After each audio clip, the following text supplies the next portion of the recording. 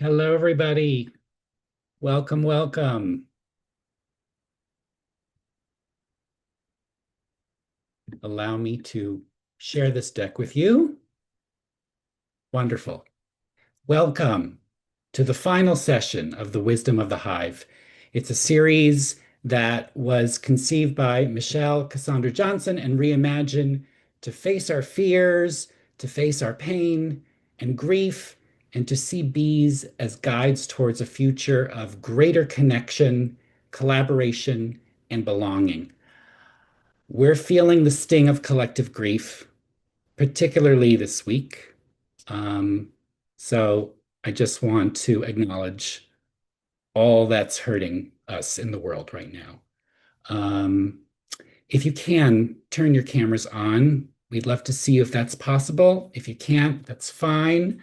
I just want to give you a visual description. I am a white male cisgender person with salt and pepper hair, glasses.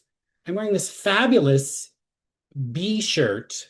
Um, and I bought it, of course, because I've been loving this series. So it's got a brown trim, it's yellow. I've got a bright red background. Um, so there we are. That's me. And for those who don't know about Reimagine, we're a nonprofit that brings people together in facing grief, loss, adversity, and mortality. We encourage participants to take small, sweet steps towards change, towards transformation, and towards some kind of growth, if that's possible for all of you. Um, Everyone here is welcome.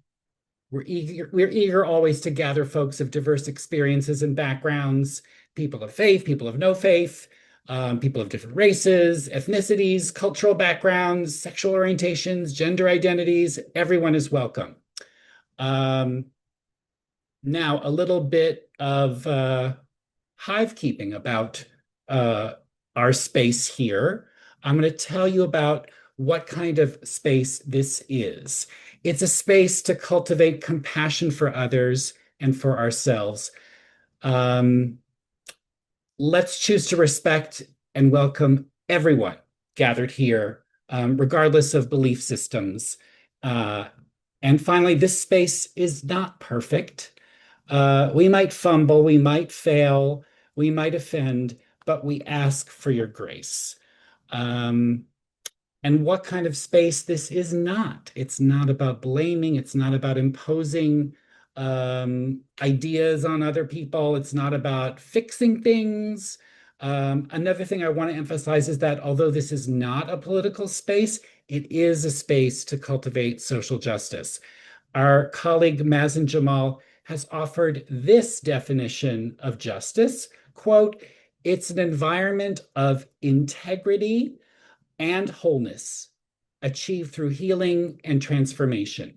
When justice is present, we can trust that our safety and our well-being are valued in a community or in a space. So that is our aspiration for tonight. What's going to unfold? We have about 90 minutes together. And the centerpiece of tonight's program is Michelle Cassandra Johnson's conversation with our very special guests, Colin Perry, Naomi Ortiz, Laura Schmidt, and Ale, whose music you heard at the very beginning. And we'll hear more from Ale soon. We're going to try to set aside some time at the end for some questions from all of you. So if anything starts to percolate, I encourage you to use the chat and use that to ask questions, and I'll try to gather those for the very end of the program.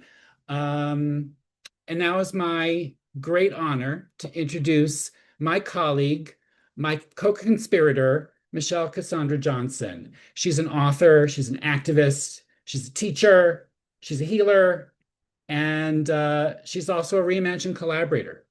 Michelle's work centers on healing from individual and collective trauma, returning to wholeness, and aligning the mind, body, spirit, and heart. And she has this wonderful new book. My colleague Nicole Tan, who is helping out on this program, will paste a link in the chat. You guys all get a discount on this book. So check it out. It's called The Wisdom of the Hive. And I want to thank Michelle's publisher, Sounds True, for helping to spread the word. Um, and now is my chance to ask you, Michelle, uh, to reflect on what happened at our previous session of The Wisdom of the Hive. Um, it was awesome. And it was mostly folks who are do work in the in-between space, the liminal spaces, straddling between the physical world and the spiritual world. You have written about bees as psychopomps, those guides and those intermediaries who escort us into the afterlife, into other worlds. Um, so last week, as you recall, Ariella Daly, who is a fellow beekeeper like you, explained this concept of robber bees.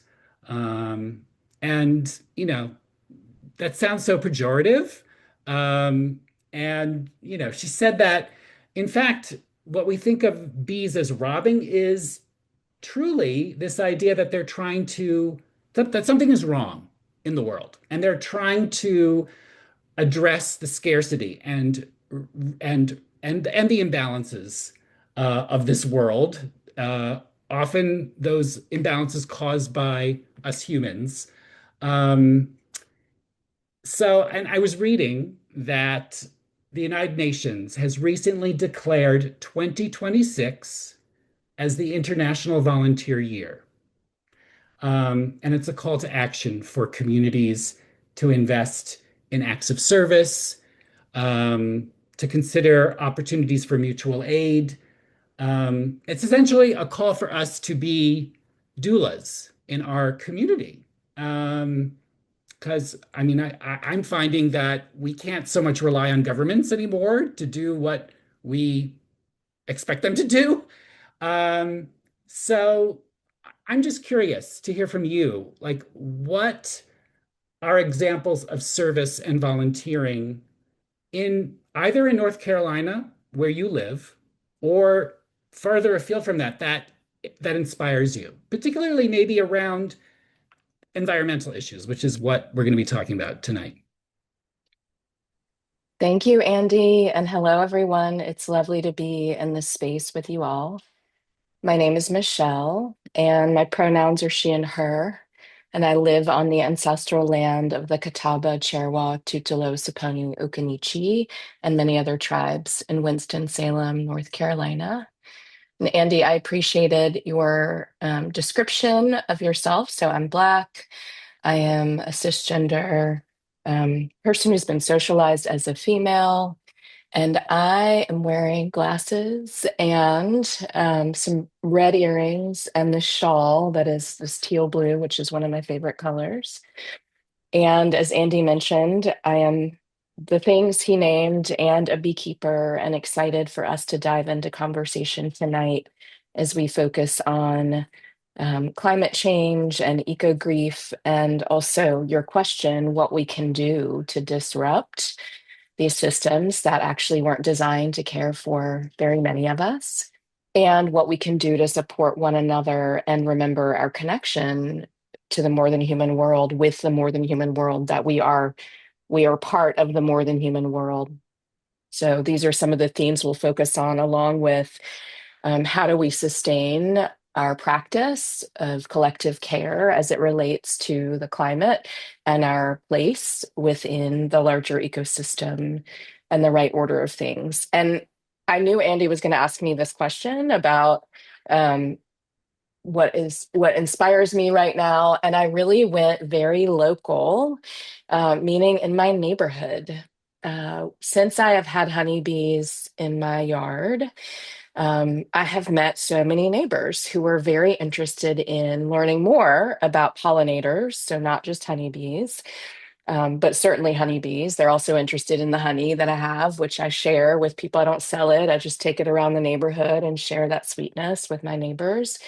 Many of my neighbors have planted gardens for the bees, and some of them have grown food from my bees pollinating their gardens and brought the food to me, to my house, as a thank you for having pollinators. And this was not a like spoken agreement that we had. One day, folks just started showing up with the harvest from their, often it's the spring and summer garden that they bring me food from. And this inspires me because I think it's educational. I think it's um, also a practice of collective care and what we can do for one another when we actually tune in and pay attention to one another. And when we're in sort of wonder and awe about the more than human world and our relationship with it.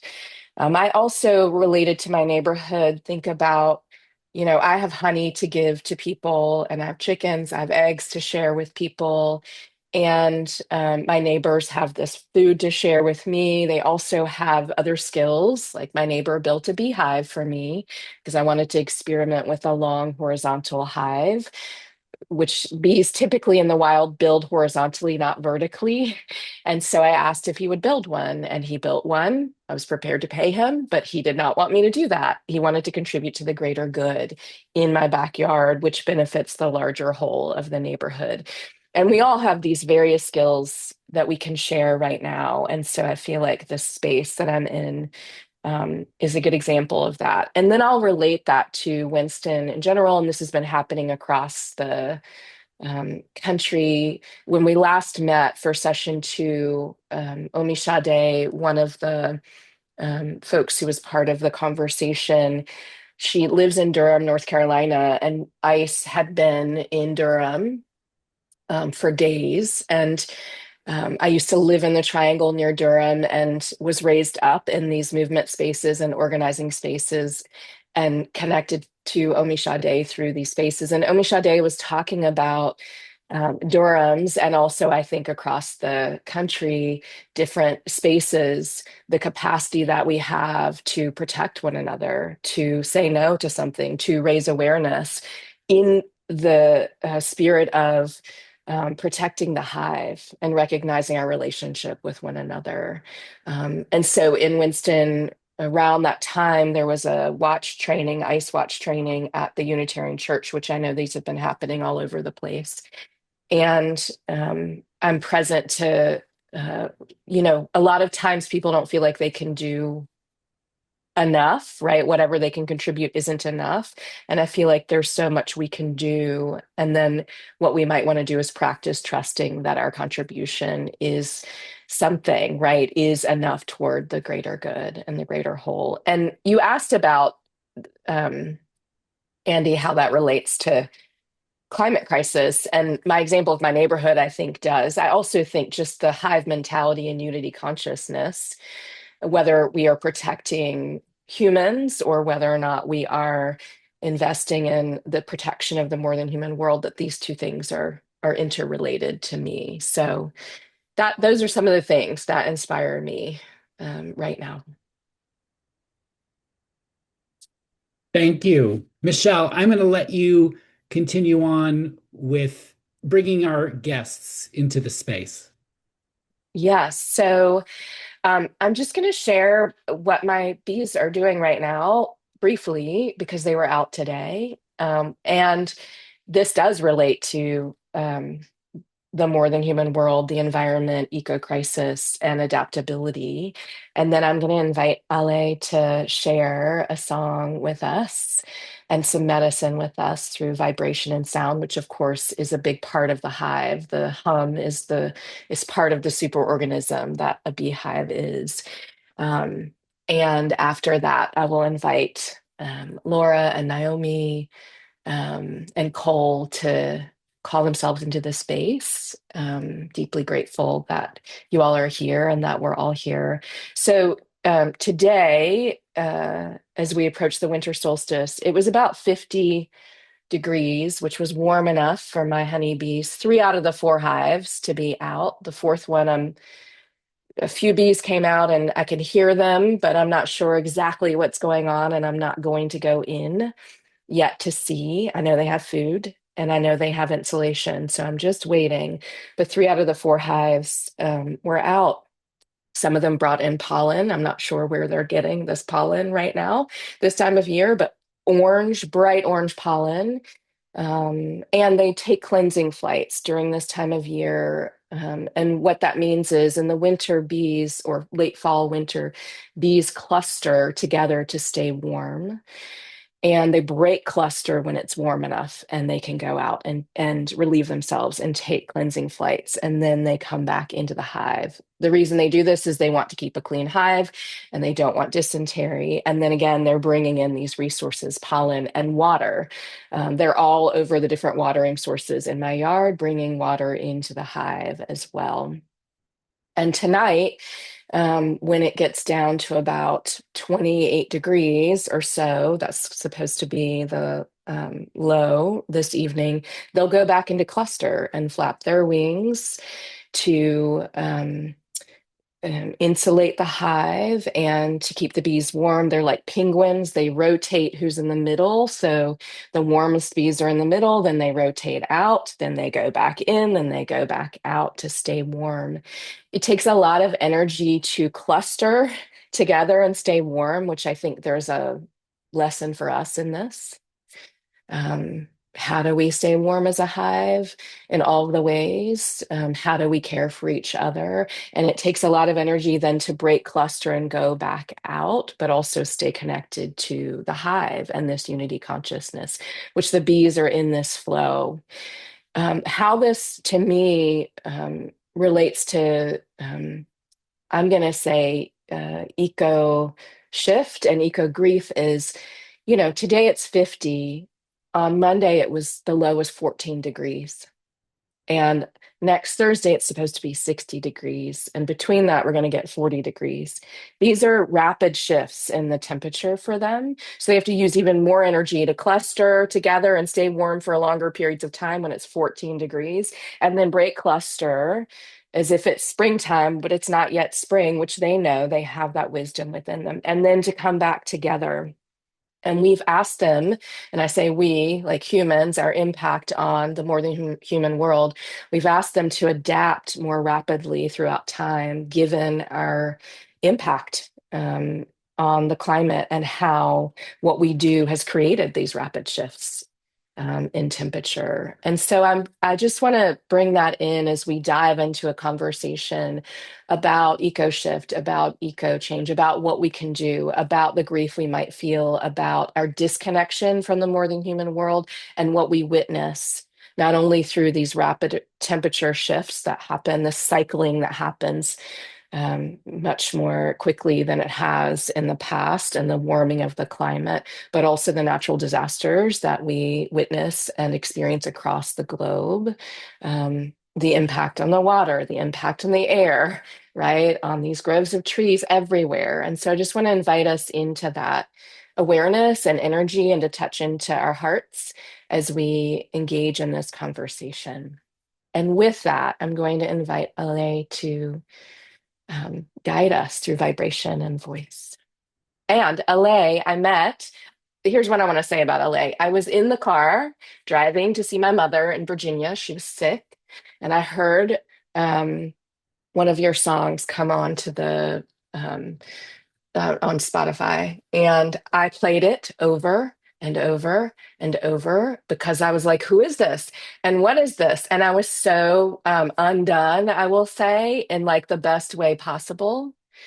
When I heard your voice and your song and your drum and your medicine come through the radio, I was like, what is this? It changed me. And then I had the opportunity to be in a song circle with you um, a few months ago in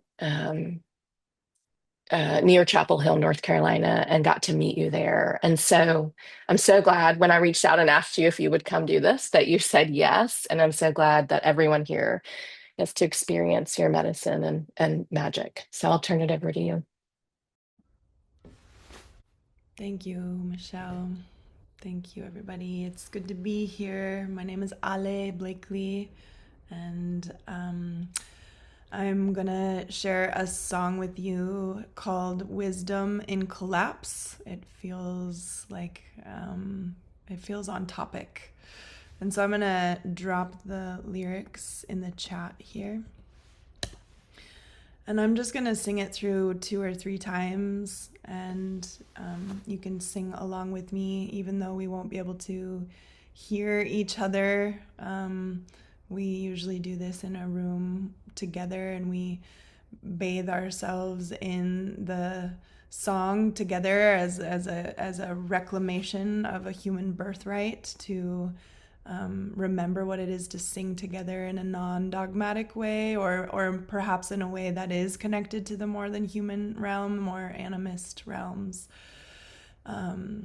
So yeah, I'm gonna share this song, and the invitation is for you to sing along with me if you start to catch it. There's a part where we just ooh it out for a while, so you can definitely join in on that part, and just maybe imagine yourself what it might feel like to be inside that hive together while we sing together and warm ourselves up together with our voices.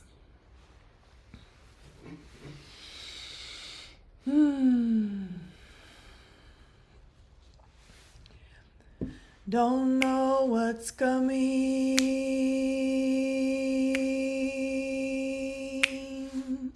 Don't know what's next.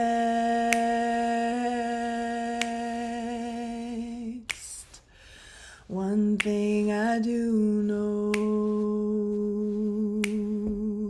there is wisdom in collapse. Flowers are blossoming in its ruins.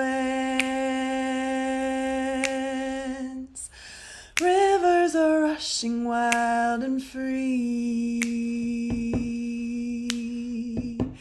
The soil is humming oh so softly.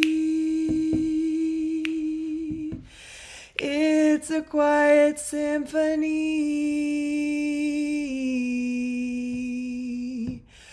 Ooh.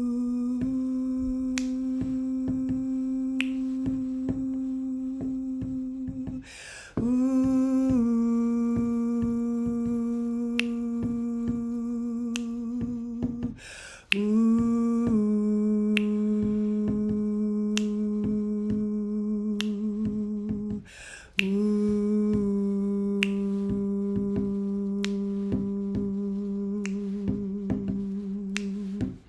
Don't know what's coming.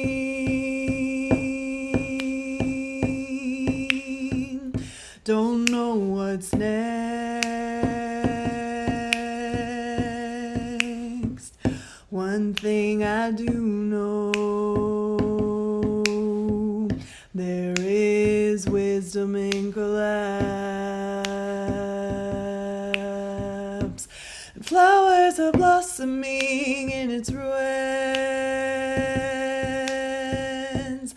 Rivers are rushing wild and free. The soil is humming oh so softly. It's a quiet symphony.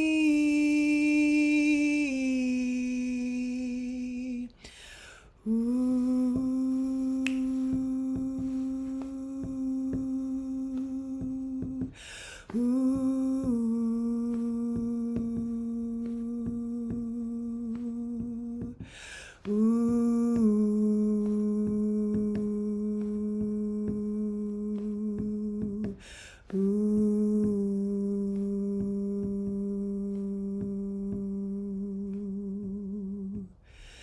And flowers are blossoming in its ruins. Rivers are rushing wild and free. The soil is humming oh so softly.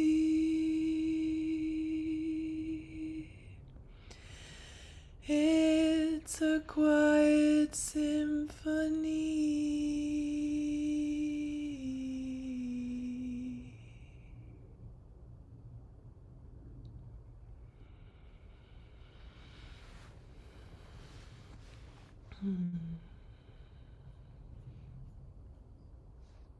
Thank you.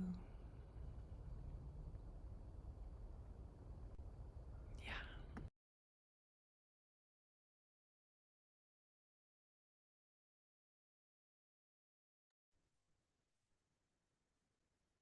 Thank you, Ale. Just invite everyone to take a breath and the resonance of that medicine and sound and transmission.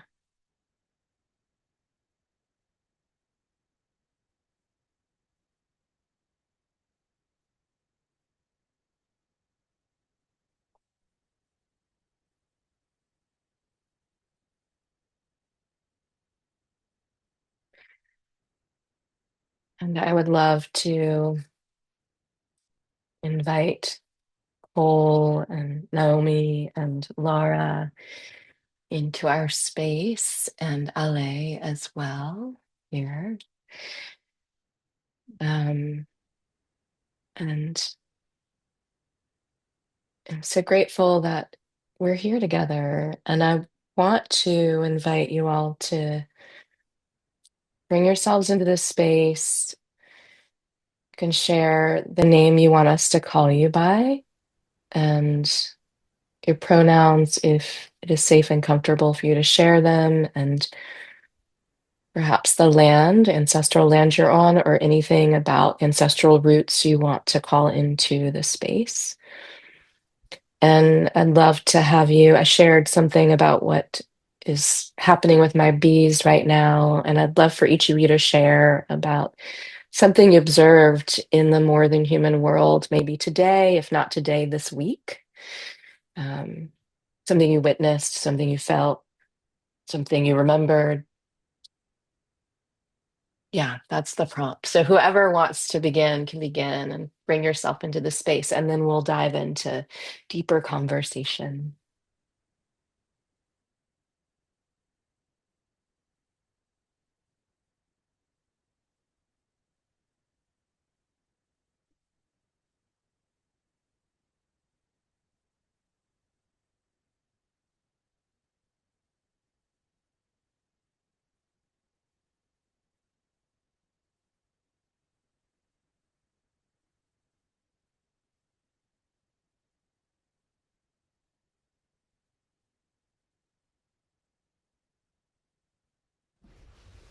Was that invitation for us, Michelle? Yeah, Great. I was still in your song, but that invitation is for y'all. Yes. Okay. Yeah, I'll start. So, Ale, I use she, her pronouns. I'm a visitor guest born on Coast Salish territory, also known as Seattle, Washington. And the most recent, more than human encounter that I had was 2 nights ago in a dream that I had with hundreds and hundreds of orca dorsal fins popping out of the water. And I get in the water with them and they're breaching, and I am very aware that I'm a small body amongst really big bodies and that I could get landed on and hurt quite badly. And I'm currently staying at a friend's house in Portland because I'm here working. And in the room, the guest room that I have, just randomly, there's this image here. I don't know how well you can see that, but it looks just like the dream I had. So I was delighted by that. Yeah, I'll check myself in there. Thank you. Thanks, Ale. I'll go next. Hi, everyone. My name is Cole.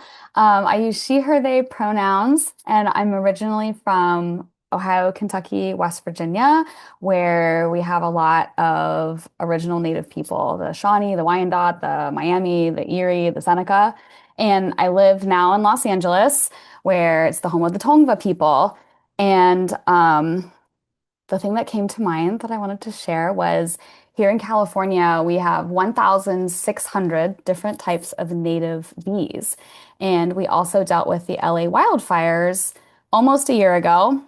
Coming up, that anniversary is coming up, so it's very heavy where we are. And I live in the adjacent neighborhood to the one that was leveled. And I am a California master gardener, in addition to a thanatologist. And one of the things that we are grieving is the loss of our native bees in our area. It's having a huge impact on our environment. And because I work in the horticultural world, it's something that we are navigating every single week when some bloom cycle is off, or something doesn't bloom, or it's blooming out of sync. So yeah, thank you for including me. Thank you, Cole. This is Naomi. I am a light-skinned mestize sitting in front of a couple of posters of books, and I have short brown hair and red lipstick.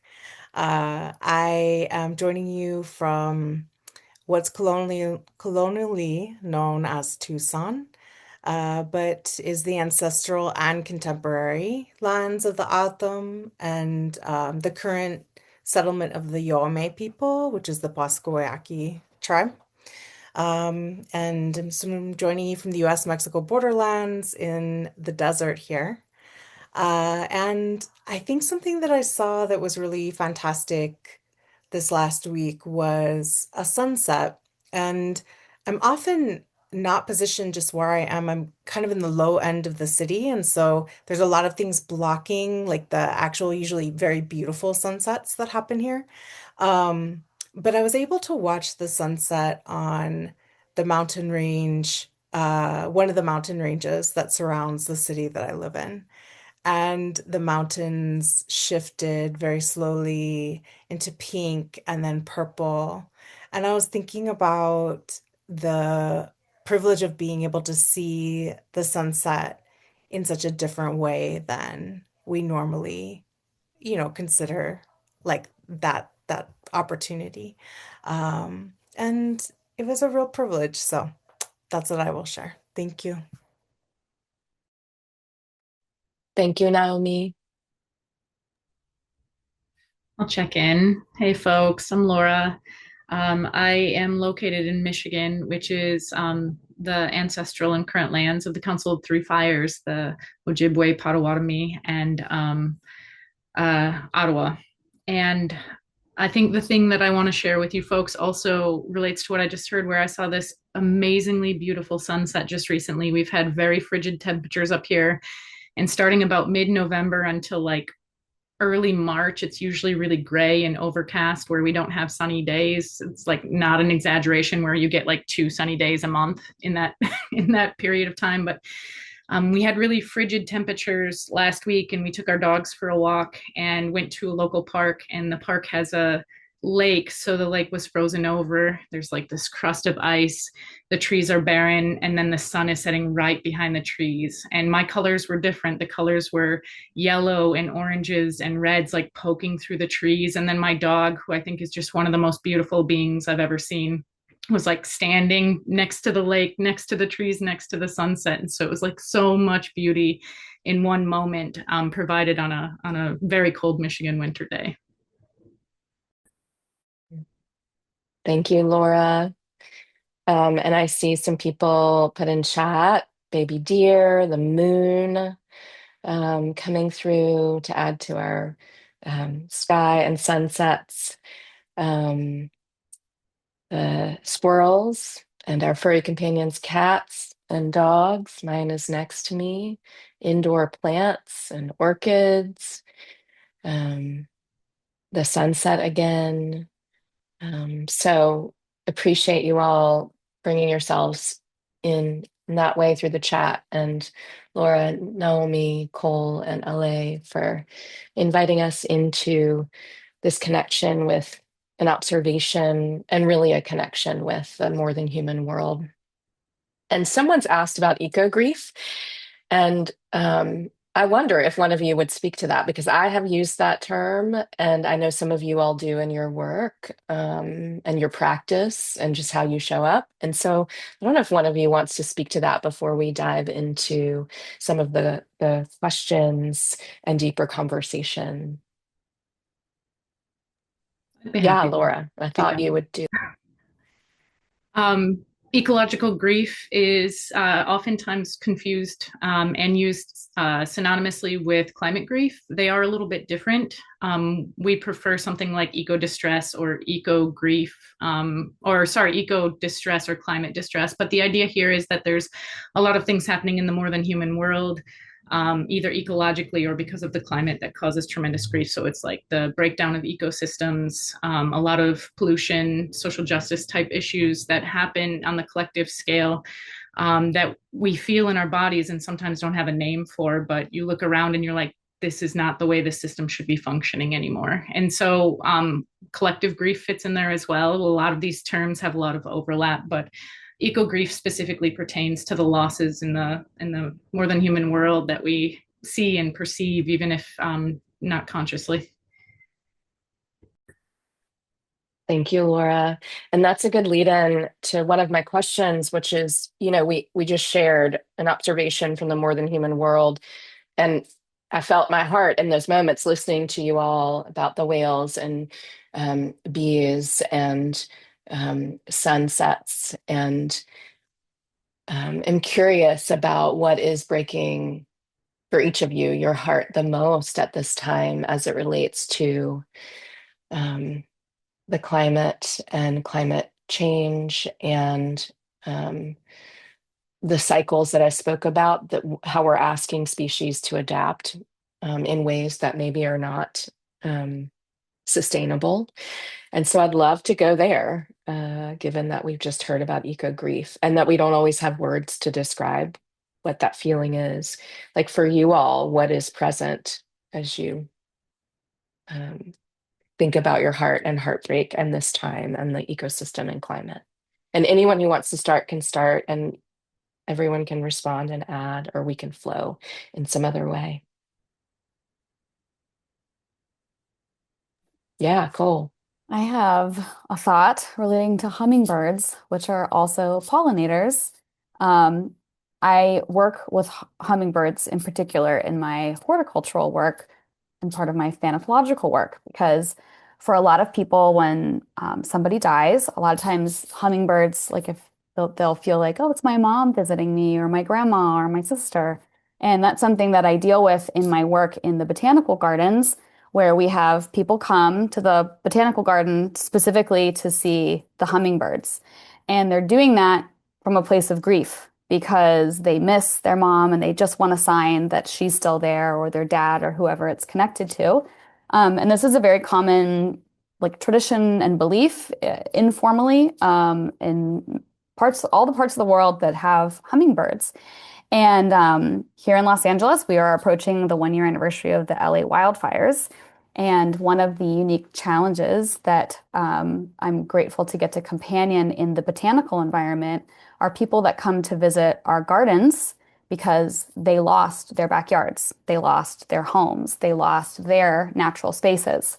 And as someone who works specifically with hummingbirds as pollinators, um, our hummingbirds all across North America have lost so much of their habitat because of development of houses being built in new neighborhoods. And hummingbirds are sort of they've been described as the circulatory system, because what's different about a hummingbird versus a bee is hummingbirds will fly from Alaska down to Mexico and they cross-pollinate across generationally different types of plants, whereas your average hummingbee is going to be cross-pollinating among populations within a few miles of where they're located. And I think about this with people too. If you think about when a human loses someone, we navigate a death, so many of us live away from our ancestral homelands, from the cities and the towns that we were in for generations, and humans are more transient in general. And so some of us end up having to try to cross-pollinate in new environments, which is tricky. So that's what I'll say.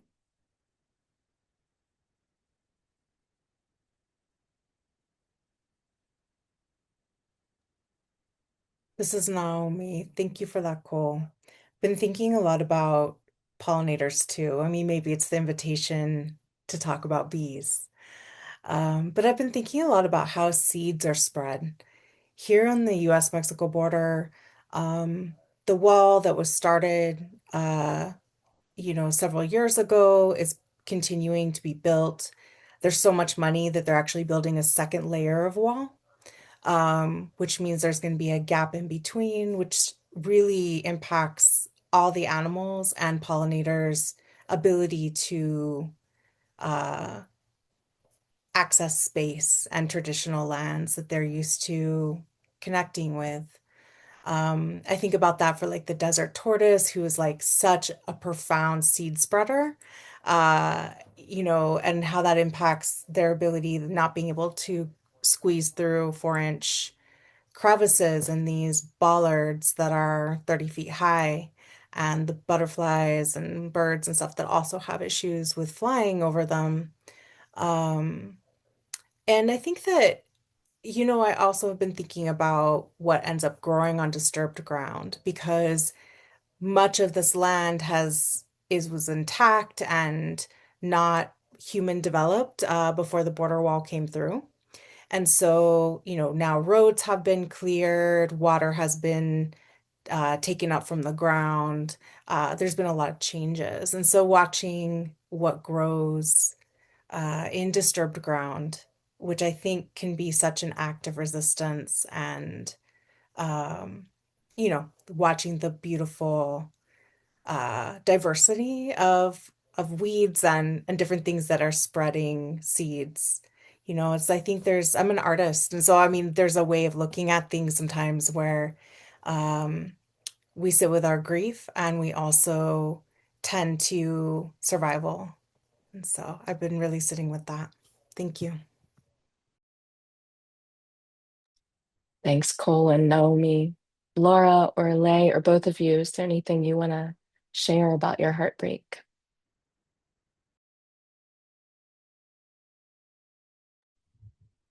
Yeah, thank you for the invitation. I heard this statistic a little while ago, and it came back up on my Instagram just the other day. And I saw that human made stuff, buildings, cement, artificial things now outweigh the biomass of the planet, the trees and the wildlife. And that breaks my heart in a million different ways. And I saw another study that broke down the proportion of like humans and livestock versus wild mammals left. And wild mammals are only 5% of all mammals that exist. So every lion, every tiger, every elephant, every dolphin, every whale, not to mention the littler ones that aren't so, you know, beautiful. Well, they're all beautiful, but on the kids' picture books, um, those all fit within the 5%. And so like all the things that I watched as a child, watching all the like nature shows, all those things exist in only 5% of what is there. That brings me great grief.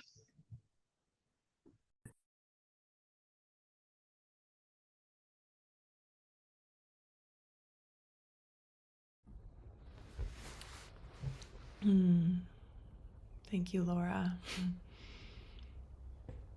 Um, yeah, I mean, there's like, I'm just hearing the words. I don't know if we were meant to carry so much grief in one body. And I'm thinking, about the more than human world. And to be totally honest, what I'm grieving the most right now is the human species. Mostly because I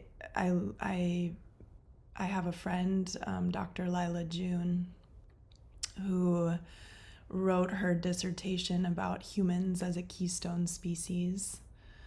And all of her research is about going back 10,000 years, looking at dozens of different indigenous communities and how they've been landscapers of the earth. and like actually contributed to the thriving of ecosystems, and that we have forgotten our true ecological niche as a species. And so that's what I grieve the most. I grieve the forgetting, and want to continue to dedicate my life force to the remembering of what our ecological niche as a species is, and how we can collaborate once again as a collective, because some of us have not forgotten. It's not everyone, but it's the great majority of us. And so yeah, that's what breaks my heart the most right now. Thank you, everyone, for speaking those words into this space and bringing our hearts into this space, and diving into the heartbreak that is present for us in this virtual room right now and beyond. And I'm reflecting some on what you've shared, and it's taken me to a place of the first winter I had honeybees. I lost one of the hives, and it completely shattered me. And what I think broke my heart the most was not hearing any sound. I didn't hear any hum. That was first. I also had a dream about them and knew they were gone, but was afraid to go in, and then went in. Um, and then seeing the hive lifeless, all of these bees, um, their wings and the fuzziness on them, but lifeless on the bottom board. And I don't know all of the reasons why they transitioned, except that I do know the temperatures I mentioned earlier have some to do with that. They shift the hive conditions. And I have this hive right now that I cannot tell whether or not they are in transition. I mean, we always are, or whether they are bundled so close because they're such a small cluster that they're doing everything they can to stay warm and alive, and will reemerge in the spring. I don't know what's going on, and my fear is like they won't make it through the winter. And then my wisdom about the bees, only from being in deep relationship with them and the more than human world, is trusting that they know what to do. Like they know what to do, and they know more about what to do than I know about what to do, because of the disconnection, because of the um, lack of remembrance in the way that you just spoke, Ale. And so much of this practice of humaning, for me, and it sounds like it's true for all of you in various ways, is about that remembering our connection. And I'm also thinking, Naomi, about what you shared, and it relates to what you shared, Ale, as well, and everyone really. Um, People haven't always had uh, curated lawns and landscapes, and pulling up all of the weeds and the dandelions, which is some of the first food for bees when it's still cold outside. There was a time where we let things grow and understood more about the relationship of all things and our relations, really. Um, and so I'm grieving that disconnection, like all that gets in the way of that ancestral wisdom and knowledge that I actually think we all embody. Um, and so that leads me to a question for you all about um, what will help us remember, like what lessons, or a lesson that you might share from the more than human world in your relationship with it, your observation of it, your own remembrance of your place within the natural order and the laws of nature. Like, what is a lesson that might help us remember our place in this web of life? Which is not a small question, but I think we're going deep. So I'm going to put it out there for you all to, what is a lesson? that you might share with us from your connection to the more than human world about our place.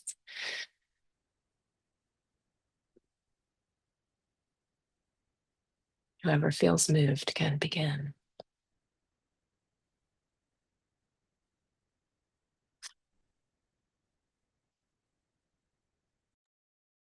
This is Naomi. I spent a lot of time contemplating this question, so much so that um, my most recent book, Rituals for Climate Change, is about it and really about the process of like how to touch something that was so scary to me, um, which I think is the first step because grief is so dense and muggy and it's like walking through mud. And yet, those of us in the world that like want to do something, I always find this internal, I don't know, friction or pressure of wanting to like somehow hurry up and uh and figure out what I can do. And as a disabled person, that's also very tricky too. I can't just like go hiking and pick buffalo grass, for example, an invasive species, or do something that's very proactive in that way. So really, one of my first steps in grappling with this question was to go to the land to ask. And I spent a lot of time out.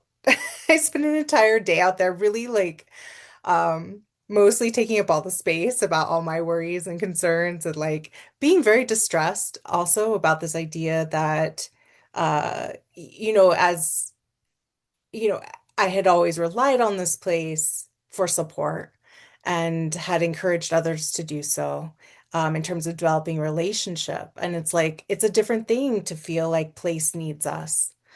Um, and so, eventually, I will say it was very humbling. Like even sat through like a rainstorm. I was like committed to really trying to listen. And finally I got to a space of listening and I felt like the land answered me is like, what can I do as the person that I am? Uh and I felt like the land answered me with you need to love harder and be part of the web of those who love place. And so I ended up really exploring what both of those things meant because that's actually really dense. Like, loving harder, I'm like, cool, of course I can like love. That's an easy thing to do. But then really thinking about it, I'm like, oh man, loving harder has gotten me in a lot of trouble in my life with people. And so I think that engaging in some of these really deep questions about how we can show up and be in relationship when it's hard, when it's messy, when it's confusing, is the work. And yeah, it's something that I'm trying to still embody.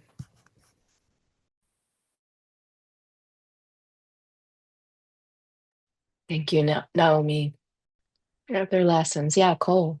There. I think about how precious the ordinary is and how the ordinary is sometimes where the best, most lasting healing takes place.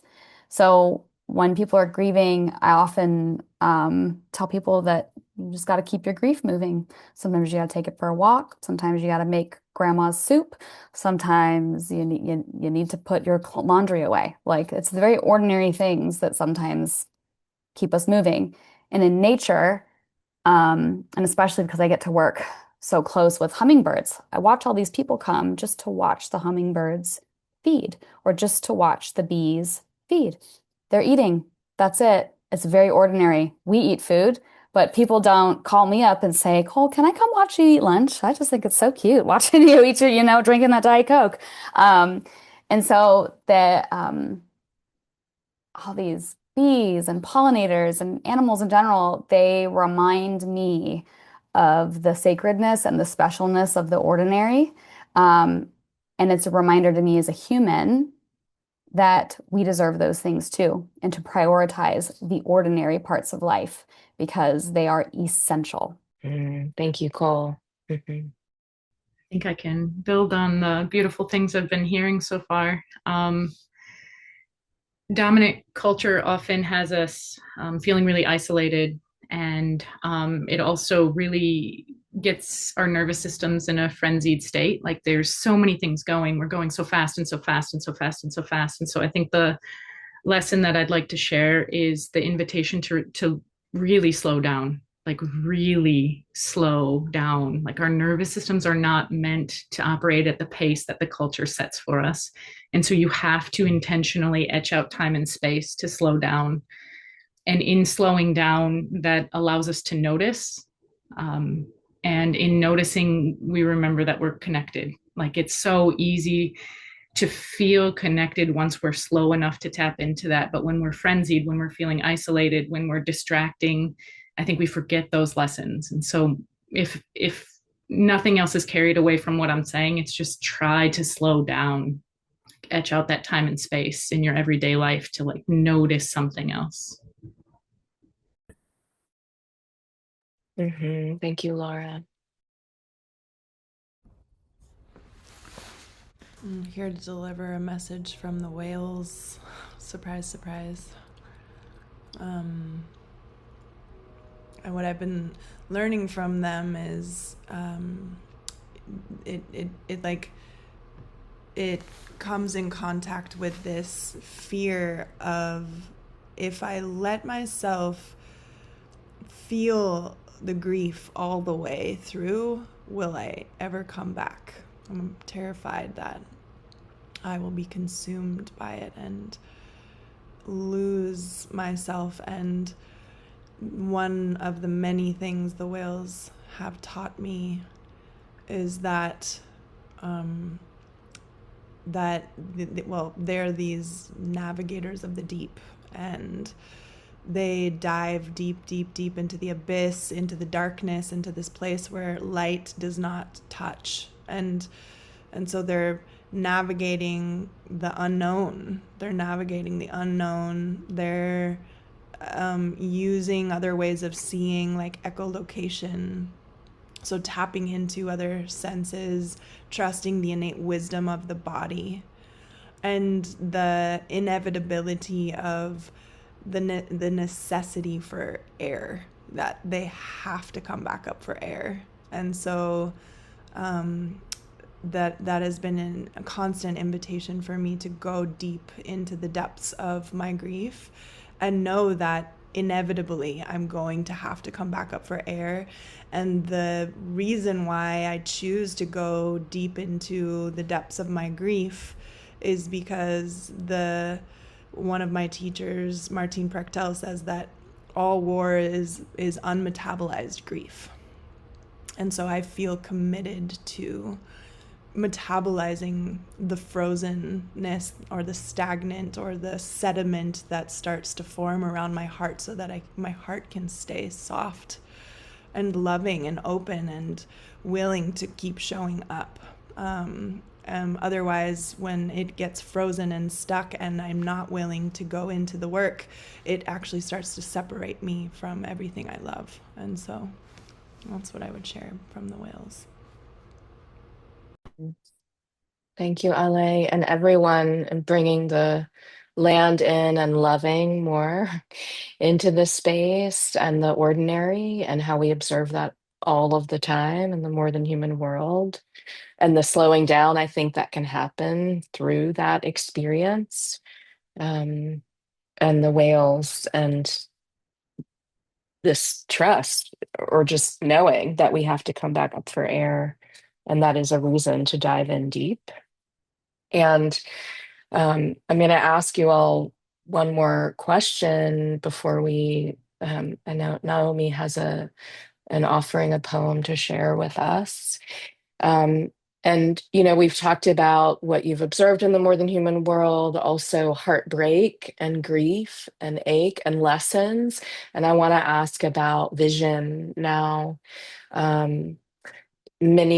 A couple of years ago, one of the neighbors who brought produce to me from her garden, because my bees visit her garden all the time, she knocked on my door late at night. It was a full moon. And she said, I don't know her well. And she said, I've had a terrible day. Can I go sit with your bees? And I said, yeah, there's a chair back there. Do you need water? Like, do whatever you need to do. I mean, this is a neighbor I just waved at in the car. Like, we didn't know each other other than she brought food. But I was like, yes, go do that. And she sat there for about an hour. I was in my house. She was in my backyard under in the moonlight, watching, listening is what she was doing to the bees.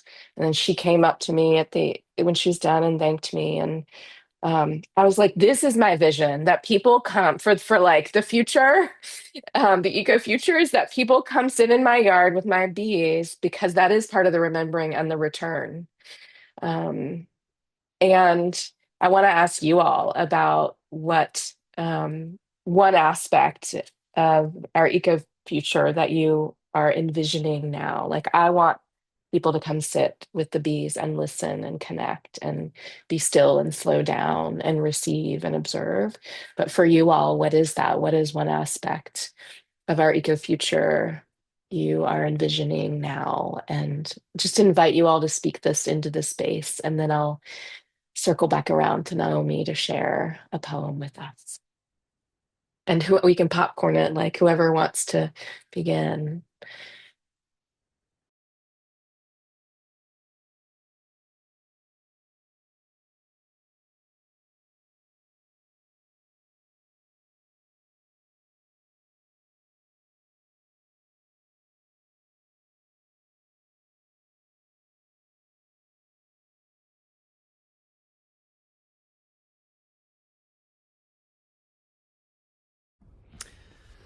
Hearing Bertolt Brecht's quote, will there still be singing in the dark times? Yes, there will still be singing about the dark times.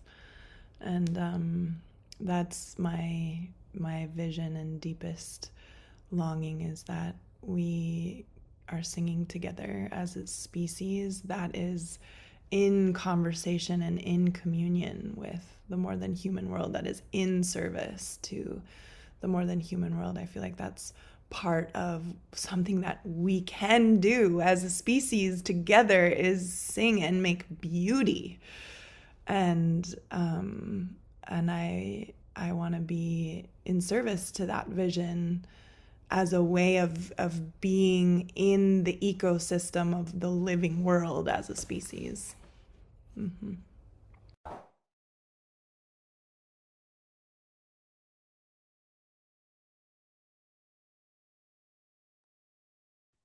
Okay. I am hopeful for an increase in the plant-person relationship and the plant-animal relationship as well. And humans can help facilitate an increase in the relationship between plants and animals. And that's also an important function that I think we can play in our environments.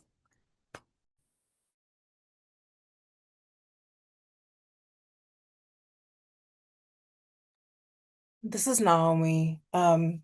A few months ago, I was sitting on a porch swing with an elder, and she very abruptly turned to me and she said, I'm like worried I'm going to misquote her, but it was something about how she was really upset that a lot of people mistake the ending when it's really the beginning.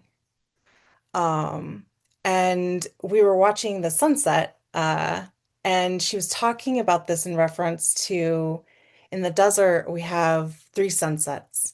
We have the initial where the sun drops, behind the mountains, and then there's a second sunset that usually has like really vibrant colors, and then there's a third sunset that has like this ease of like strong lines is the best way I could describe it.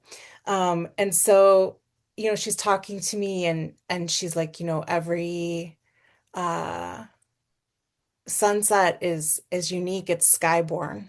And I think I was sitting with her for a long time during the sunset, and like also my mind was wandering off, and had to keep bringing it back to like what we were doing together. And so I've been really contemplating the mistaking beginnings for endings. I think that we often talk about collapse like it's here, and I don't know if I'm willing to concede to that. Um, especially as a disabled person that relies on a lot of systems. So I think that, yeah, I've been really sitting with that and would offer that wisdom, share that wisdom with you all from that elder. Thank you so much. I think what I want to share can piggyback off of what I just heard. And it also brings back in the song that we heard at the beginning about the concept of there being wisdom in the collapse.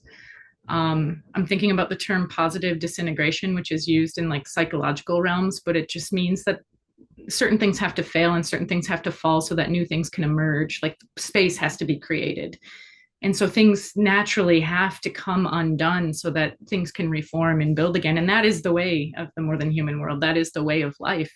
Things decay and compost, and then new things arrive. And so I think what I want to express is that I think it's our job in this time to really try to keep our hearts open in this threshold transition as the things disintegrate so that they can come back in a different form. And so I think that's the wisdom. Is it, you know, what we just heard is like, is it an ending, or is it a composting of the things that aren't serving us, of the systems that aren't serving us? And like we can build futures from that place without knowing what comes next. We can hold that tension as long as we have some visions to work towards.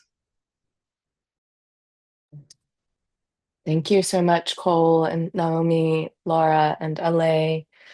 And in what you just shared about the aspect of our eco future, you're envisioning, and the wisdom, the teachings, what you're present to. I am thinking about, Naomi, what you said about endings and beginnings, beginnings and endings, and this energy of collapse and what's really happening. And I'll just share that what happens after the solstice, the winter solstice, which is coming up for the bees, and this happens in other ways in the more than human world, is that in January, the queen begins to lay eggs again in the hive because they know spring is coming. It's winter, it's cold, but they know spring is coming. And often, what happens with my hives and in the with wild hives, hives that live not in apiaries but live in trees, is that in the spring they swarm, and there's a lot of die off that we can see in a hive during the late fall and winter, where foragers die in the hive, or they I saw it happen the other day. A bee leaves the hive because they know they're dying, and they drop off the landing board so their bee sisters do not have to do the labor of carrying their bodies out of the hive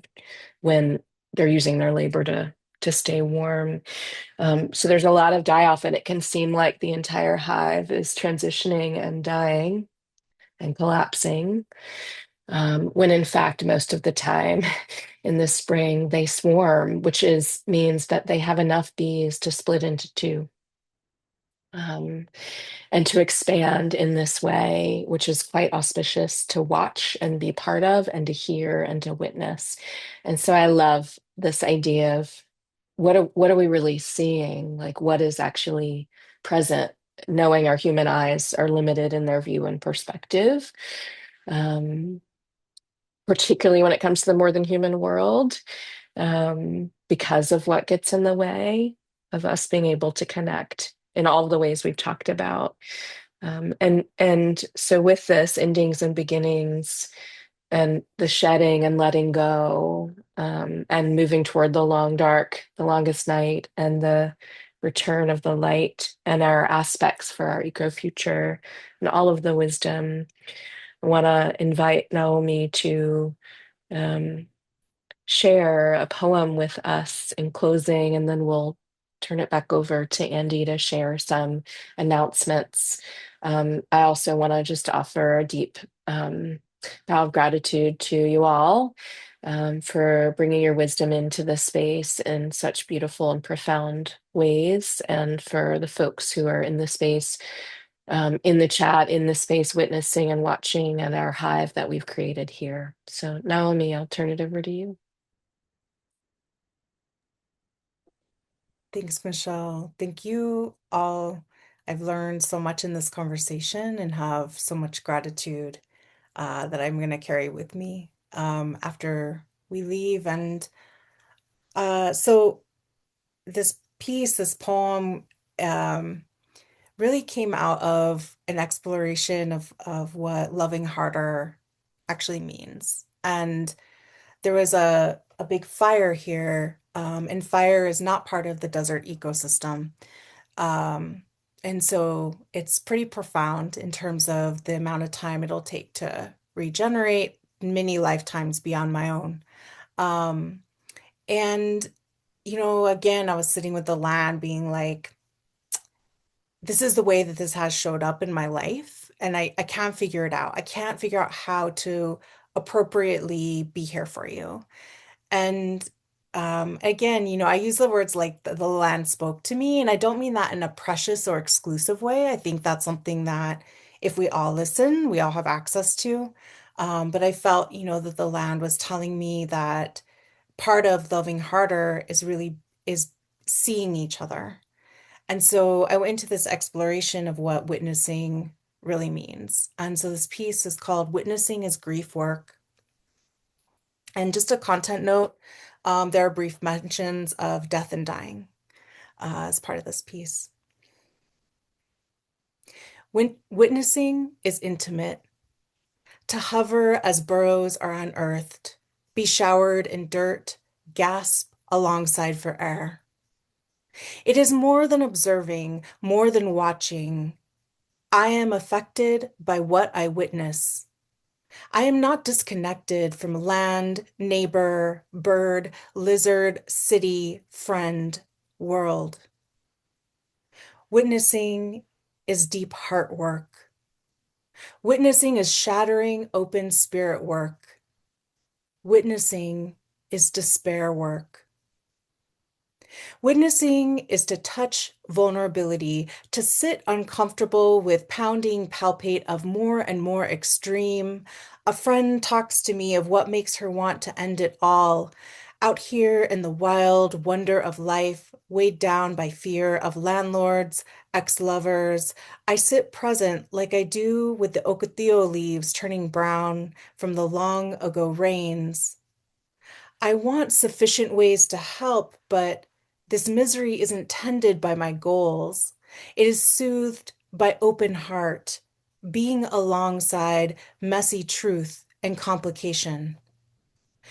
Witnessing is prayer work.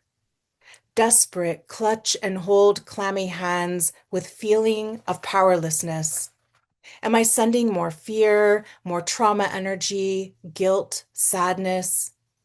It is completely fine to feel these things, but am I being careless with where I place these emotions?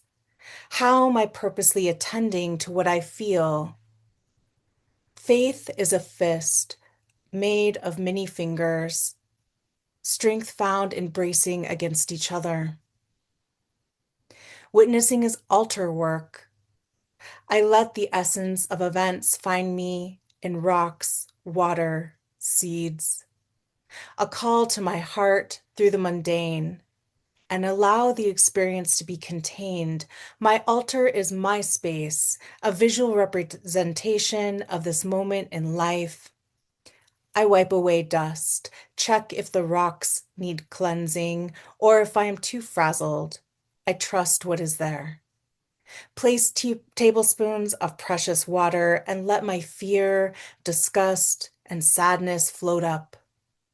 I light candles and give permission for my tangle of emotions to rest on gray and rose-colored rocks. This is an appropriate place to work with what I feel, a container that cannot break. To witness is to be an apparition, leave little evidence and a memorable presence, preserve testimony. Witnessing is compassionate clarity, a bird's eye view. Utilize distance to back out to see the stitches from those who have picked up the thread and scissors, who have many times sewn the world back together, mended but changed. Altitude assists in designing an adapted future. Witnessing is to consume history.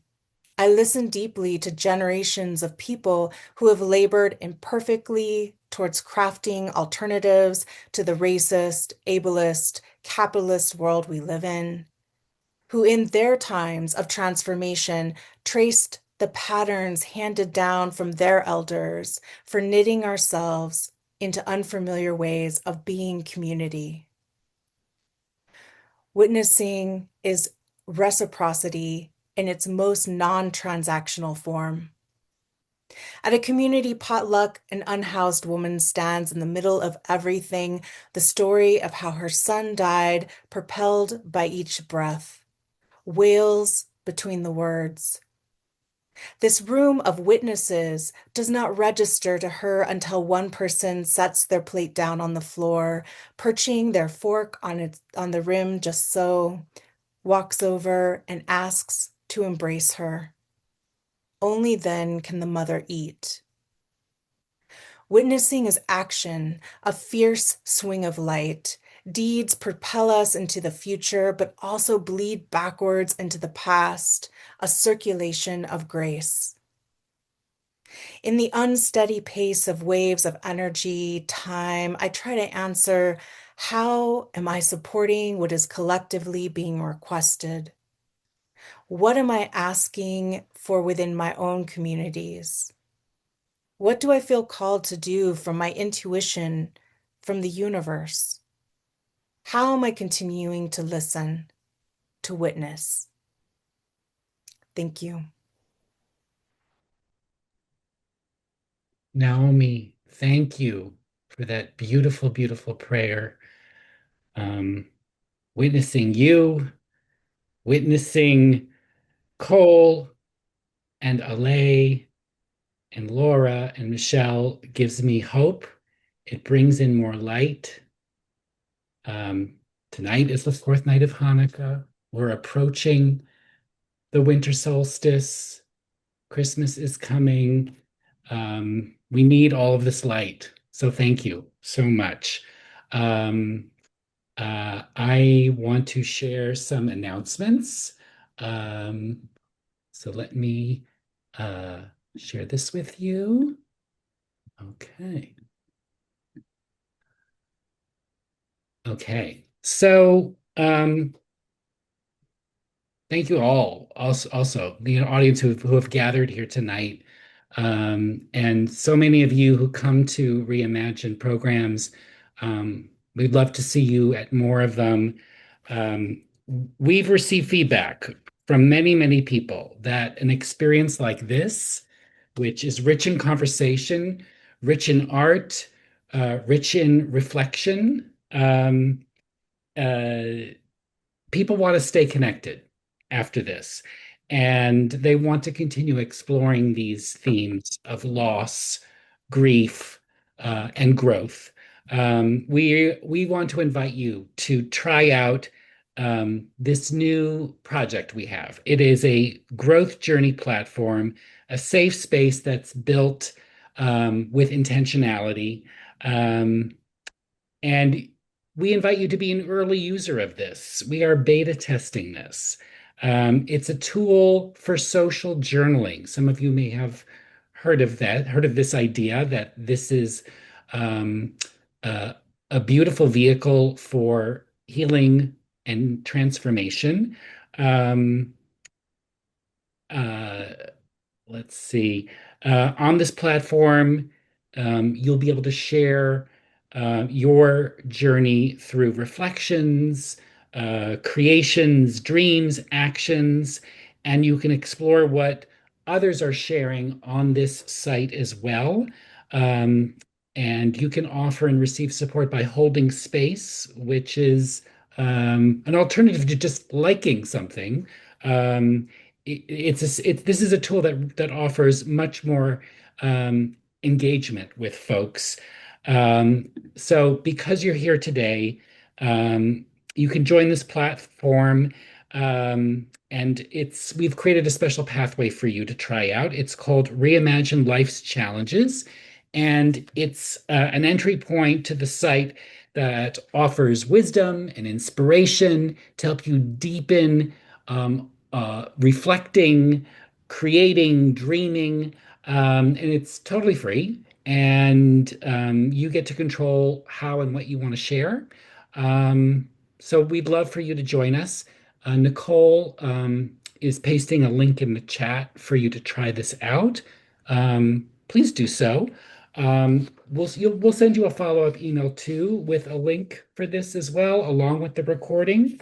Um, uh, so just a few more plugs for our community of Reimagine collaborators like Michelle.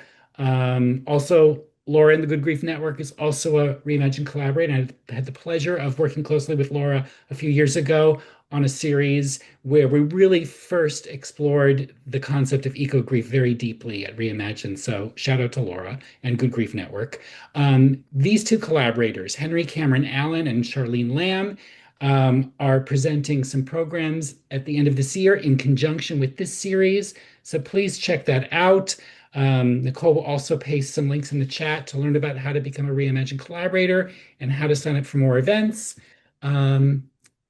That's that. I want to turn this back over to Michelle and our team for any final reflections from all of you. I'd also love it in the chat, if you haven't already, to show a little love for this wonderful group of speakers tonight. And I'm going to give you my final waggle dance for the evening for all of our speakers. So thank you. Michelle, back to you. Thanks, Andy. You love the waggle dance, which some of you may know.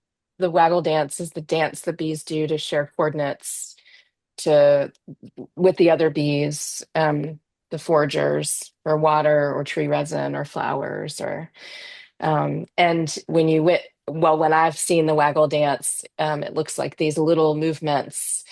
And what's happening with the other bees is they gather around and they start to make those same movements, but it's more subtle. And so I can't really see them doing it, but I can see the main bee doing the waggle dance, which Andy loves. I just wanted to again offer gratitude for you all, and experiences like this are a salve or a balm for me and my heart, for us to be in conversation and community in all the ways from the various parts of the world we're in, and just all of the different ways we can be in deeper relationship with the more than human world and remember, these are some of the themes that came up tonight. So I'm really happy, glad to be on the path with all of you and um, the folks who shared in the conversation such potent words. So that's what I wanted to share. And thank you to Let's Reimagine for um, being interested in the bees and grief and their connection to it. And I will actually say this, grief is always present. And sometimes for people this time of year, it's more present. It can feel more present. And there is a practice that I've mentioned before in a previous session called telling the bees. It's an ancient practice. It shows up in many different lineages where you can energetically visual in your mind's eye, or if you are able to be near a hive, you can share with them what's in your heart, what's breaking your heart, and your grief. And the way this is practiced is if you're going to go up to a hive, you gently, this is what I do with mine, gently tap on the hive so they know I'm there, although they always know I'm there. And then I sit with them and I just speak from my heart about what is moving through and how grief is showing up, so they can be in community with me around that. You can share other things like what you're joyful about too. The practice expanded throughout time. You could do this with bees, you could do this with winged ones, the birds, you could do this with the tree, you could do this with the land, and the way Naomi, you shared earlier, connecting with the land. So I just wanted to share that as a practice, if that might be helpful, to tell the more than human world, not to burden the more than human world, but to remember we're in relationship with it, and that it actually can hold quite a lot, and that we can share our sorrows with one another. So, Andy, that is what I will share. Thank you, Michelle. Cole, Laura, Naomi, any final words from the three of you? No pressure.